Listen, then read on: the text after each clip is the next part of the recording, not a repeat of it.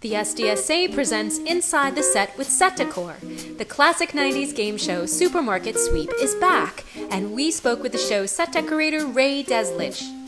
Ray, when you got the job to be the set decorator of Supermarket Sweep, what were your first thoughts? Honestly, the first thing that happened was I mentioned it to my in-laws and they about lost their minds with excitement. Such a cult classic. Everybody of all ages, everywhere in the nation loves the show, which is great to know that, people are excited for a show that you're in the process of making. Supermarket Sweep is such a classic game show. Were there any updates for this version? The gameplay is mostly the same because there's just classics that everybody loves. They love that run around with the carts and quiz questions, and they love finding the secret bonuses in the aisles. So I would say the update was mostly aesthetic. So we ended up at Barker Hangar in the Santa Monica Municipal Airport. It's absolutely huge. It ended up working very well for our purposes. On the outside, it was this grungy airplane hangar, and then on the inside, it's this beautiful, lit up, shiny, glossy supermarket set. How did you make your mark on this version of the set? The one in the old game show is really cute. It's very 90s style. It's got paneling of tile up around one edge, and it's got the rows of ivy. It just looks adorable. The executives particularly were worried that we wanted to make it high-end enough of a supermarket to be aspirational or to look like a beautiful land where you would want to go and you would want to shop there. But we didn't want to make it too far out of the viewer's experience so that they didn't think that it was a real supermarket or it didn't look like a supermarket that they were familiar with.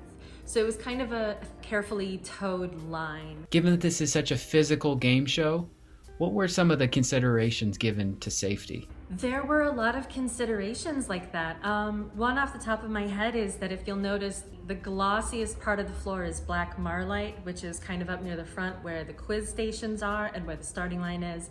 And that's your classic competition show, shiny floors, everything glossy.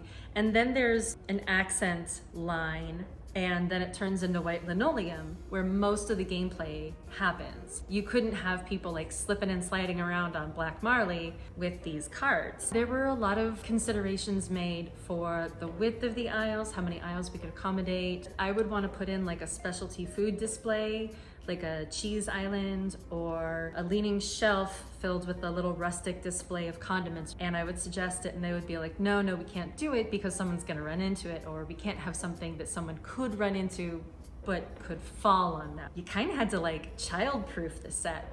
How mapped out was the design for the set of the grocery store? It was absolutely mapped out. Crazy thing was we had a whole separate warehouse where we had a practice set built. We got duplicate gondolas, essentially. We set them up in a floor plan that was very similar to what we were going to be shooting in, and then the gameplay department would stock the shelves, and then they would do like practice runs to help them test the distance between the aisles for the gondola shelving. And so the way that affected set deck for the most part was that we would have to work more closely with these other departments, like the culinary department who did the fresh food, or the gameplay department.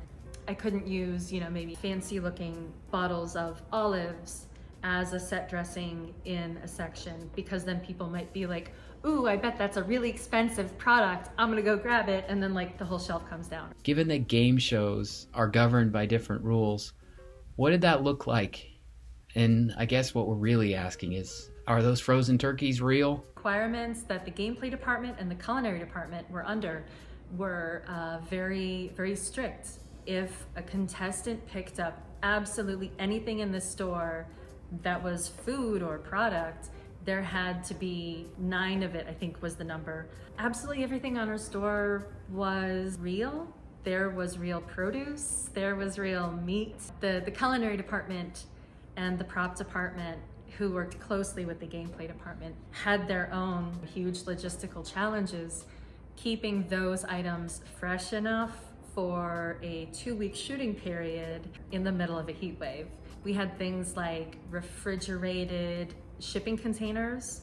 We also used real refrigerated wall units in the groceries, so at night they would just tarp over these units and leave the refrigerators on. I had a floral department and I stocked it entirely with real flowers. And then at the end of shooting, we got rid of thousands and thousands of pounds worth of food. The packaged goods went to local food banks. I know LA Food Bank. The meat actually went to local wildlife and animal shelters. How does this show compare to scripted television? When somebody wins the big sweep and they have that big cart, they don't take that with them. You know, we take it, we put it back on the shelves. So in that sense, it was very much like doing a normal scene for a TV show that you just called a big reset and, you know, had a period where all the props and the set dressing people were just putting things back. Let's talk about the bonus items. You know, the blow-up ones. Are those back? And speak a little to your set decoration. Yes, the bonus items have absolutely come back. We used a lot of inflatables. Sometimes they would be provided by the company, like I think we had an inflatable Jolly Green Giant. And then other times, if it was a generic thing, then we would just buy generic blow-ups. Everybody loves that comedy of them running around dragging this enormous inflatable thing through the aisles. So those have absolutely returned. That was the props department that did the inflatables. The set dressing for this show was largely assisting the culinary department in their staging. For example, they used wicker baskets to arrange and frame all the produce to make it aesthetically perfect and to make it like grid out right on the grocery islands. And then there's just little pieces of decor and flavor, like there's a shelf of Italian food products over the delicatessen, banana display in the shape of a banana tree that's on one of the produce islands. That one is very cute and I'm very proud of it. There's also a coffee bar like you might find in an upscale grocery store.